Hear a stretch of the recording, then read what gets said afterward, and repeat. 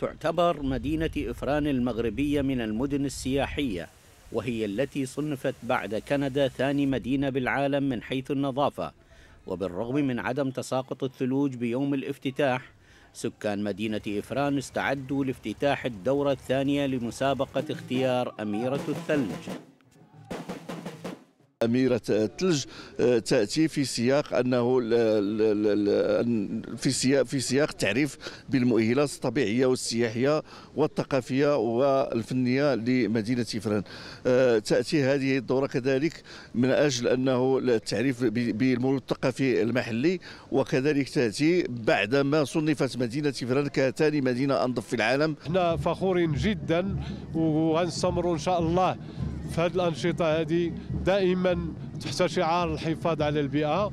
كذلك لا ننسى أننا كل سنة في الطبعة الأولى وفي الطبعة الثانية أننا الحفل كيتوج بأميرة الثلج. وبحضور لجنة التحكيم تنافس 10 من فتيات مدينة إفران المغربية على مسرح قاعة المحاضرات، بالإضافة إلى جمهور المدينة وعدد من المسؤولين. ومن خلال التباري قدمت عروض فنية وموسيقية وفقرات ترفيهية.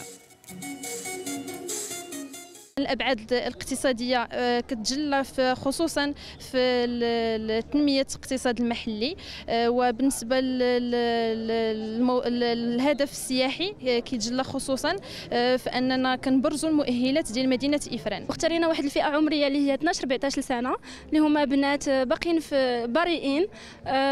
كانوا دي كريتير بزاف ديال معايير باش نختاروا الأميرة ديال الثلج. من بين هذه المعايير هي الشخصيه ديال الفتاه اللي غادي تكون هي الاميره، الشخصيه ديالها، كيفيه الظهور ديالها على المسرح، الثقه في النفس، الجمال، ايضا الثقافه. وبالرغم من تساقط الأمطار، أبى سكان المدينة والمنظمين والمتبارين أن يخرجوا في جو بهيج، معلنين أن مدينتهم هي المدينة المتميزة، حيث حضور أميرات الثلج الثلاث: أمينة الفطواكي في المركز الثالث، وأمينة الزياني في المركز الثاني، ومنال القادري في المركز الأول.